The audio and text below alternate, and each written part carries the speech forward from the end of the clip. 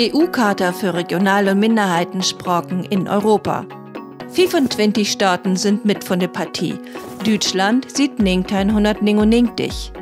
In Deutschland sind Dänisch, Fränkisch, Sorbisch, Romanes und Niederdeutsch durch die Charta abgesichert. Die Charta gibt einen Weg für die regionale Minderheitensprachen für. Sie schuld anerkannt und voranbräucht waren. Die Charta gibt Stöhn, dass die Menschen merken, dass die Sprachen wichtig sind. Die Menschen schuld miteinander schnacken und sich nicht vergruppen. All 3 Jahre war Tüchnis Afflecht. Das ist wichtig für das Bewohnen.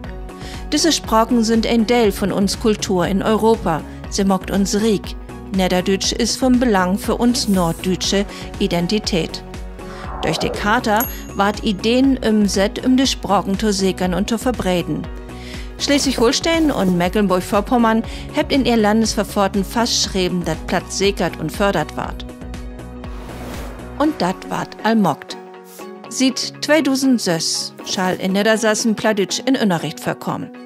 In Hamburg, Niedersachsen und Schleswig-Holstein ist die Sprache Unterrichtsfach an utsöchte Schulen.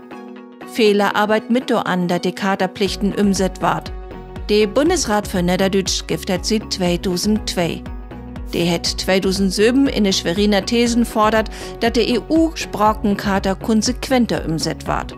Hamburg hat 2010 als erstes Bundesland Niederdeutsch als Schulfach einführt. In den anderen Ländern ward platt mehr und mehr in den Schulen inset. Tondel sogar als Eigenfach und enkelte Schülers können Abitur in das Fach machen. Was die Grundschulen angeht, wenn sie viel platt anbieten dort, können sie Plattdeutsch-Schul waren. Seit 1977 wagt das Institut für Niederdeutsche Sprache für die Sprache und Kultur in Norddeutschland. Seit 2017 setzt sich auch das Länderzentrum für Niederdeutsch in Bremen für die Interessen von den Plattdeutschen in den norddeutschen Bundesländern in.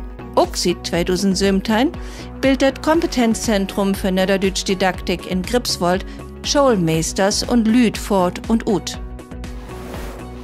Die EU-Charta für regionale Minderheitensprachen in Europa hat Nico Fecht vorgestellt. Rob kicken worden ist bei der Karl von Ossietzky-Universität Oldenburg und von dem Plattexpert Johann Martin Frahm. Groß Dank geht an die Karl-Töpfer-Stiftung in Hamburg und das Länderzentrum für Niederdeutsch in Bremen dankt für die Förderung durch die Beobdruchte von der Bundesregierung für Kultur und Medien.